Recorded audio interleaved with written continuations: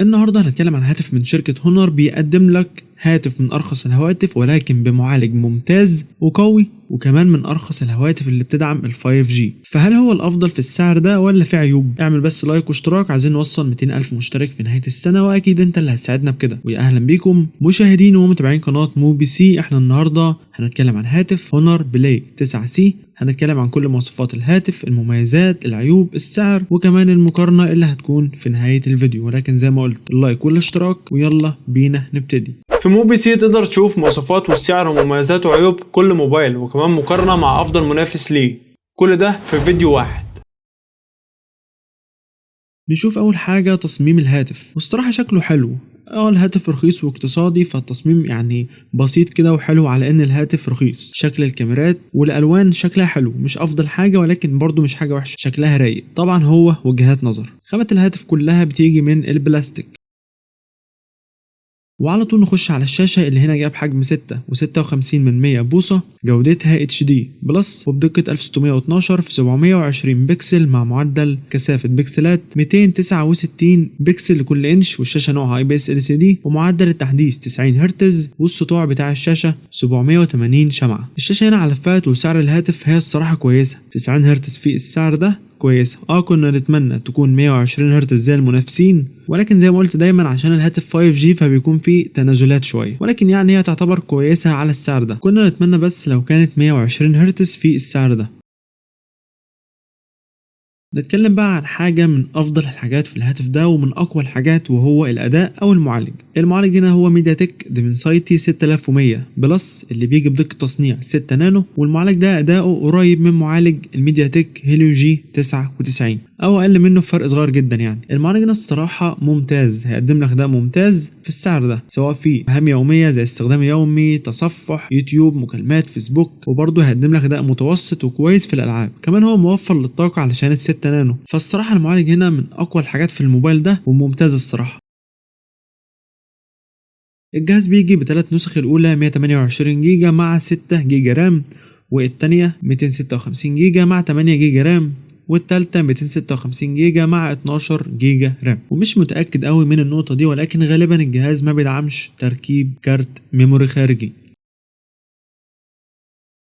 الجهاز بيجي بكاميرا واحدة خلفية وهي 13 ميجا بكسل، وبتصور فيديوهات 1080 30 فريم في الثانية، وكاميرا الهاتف الأمامية بتيجي 5 ميجا بكسل وبرضه بتصور 1080 30 فريم في الثانية. بطارية الهاتف هنا جاب حجم كويس جدا 5200 ملي أمبير. الصراحة بطارية كويسة وممتازة وكبيرة الصراحة، يعني خصوصا مع المعالج الموفر للطاقة. بس للأسف هي بتدعم الشحن العادي بقوة 10 واط، وبتدعم الشحن العكسي بقوة 2.5 واط. طبعا هو في السعر ده المفروض يكون بيدعم الشحن السريع عادي جدا، ولكن زي ما قلت في شركات علشان بتقدم ال 5G فانت عايز 5G فبيكون في تنازلات في حاجات تانية، ولكن هو الصراحة كان المفروض يكون بيدعم الشحن السريع. الهاتف هيجي من العلبه باندرويد 14 ومش بيدعم NFC، وده طبيعي على السعر ده. يعني الهاتف بيدعم منفذ السماعات، منفذ الشحن بيجي من نوع تايب سي، سماعات الجهاز ما بتدعمش الاستيريو، والهاتف بيدعم خدمات الجيل الخامس. الوان الجهاز هما الاسود والازرق، والجهاز بيدعم البصمه وموجوده فيه زرار الباور. معلش ثانيه من وقتك، وقبل ما نخش على المميزات والعيوب والسعر وكل الحاجات الباقيه، معلش ثانيه من وقتك اعمل اشتراك لقناه موبي سي. احنا بنتعب جدا علشان نقدم لكم المحتوى ده وبياخد وقت ومجهود، فاللايك بتاعك والاشتراك مش هياخد منك ثواني ولكن هيفرق معانا جدا. ويلا بينا نكمل. نتكلم عن مميزات الهاتف. المعالج هنا الصراحة ممتاز وكويس وجامد الصراحة في السعر ده. برضو ان الهاتف يكون بيدعم 5G في السعر ده فدي حاجة ممتازة وكويسة.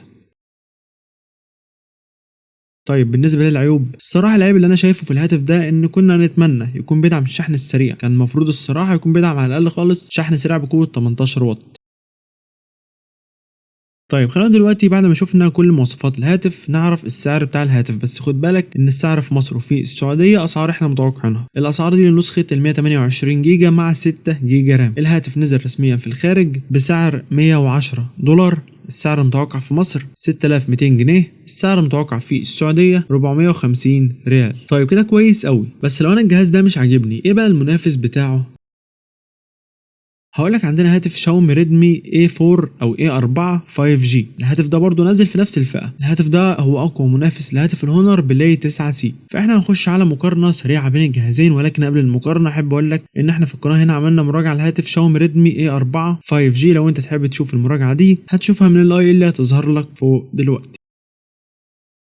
احنا اول حاجه هنقارن المعالجات، وهنا معالج هونر هو ميديا تك ديمنسايتي 6100 بلس، ومعالج شاومي هو سناب دراجون 4S جين 2. وهنا الاثنين ادائهم قريب جدا من بعض بالظبط، يعني الاثنين جايين بشاشه IPS LCD جوده 720 او HD بلس، ولكن هونر 90 هرتز وشاومي 120 هرتز، وهنا شاومي تتفوق. وطبعا الاثنين بيدعموا خدمات الجيل الخامس، وهنا الاثنين زي بعض. هونر بيدعم الشحن العادي بقوه 10 واط، وشاومي بيدعم الشحن السريع بقوه 18 واط، وهنا شاومي تتفوق. تعالوا بقى نشوف فرق السعر ما بين الجهازين، بس خليك عارف ان الجهازين اسعارهم متوقعه لان الجهازين لسه ما نزلوش مصر. سعر هونر المتوقع نسخه 128 جيجا مع 6 جيجا رام 6200 جنيه. سعر شاومي المتوقع نسخه يا 128 جيجا مع 6 رام او 128 جيجا مع 4، مش متاكد، ولكن يعني السعر المتوقع 6000 جنيه. قبل بس ما تقفل الفيديو هسالك سؤال على السريع، قول لي تحت في الكومنتات انت بتفضل شركه ايه، وايه السبب اللي مخليك تفضل الشركه دي. يعني لما بتروح تشتري هاتف ايه اول شركه بتيجي في بالك ان انت عايز تجيب منها؟ هستني ردودكم في التعليقات. في نهايه الفيديو لو عندك اي هاتف معين محتاج ان احنا نعمله مراجعه اكتب اسمه في التعليقات، ومستني رايك في هاتف هونر بلاي 9C. اتمنى يكون الفيديو عجبكم، ما تنساش تعمل لايك للفيديو واشتراك للقناه.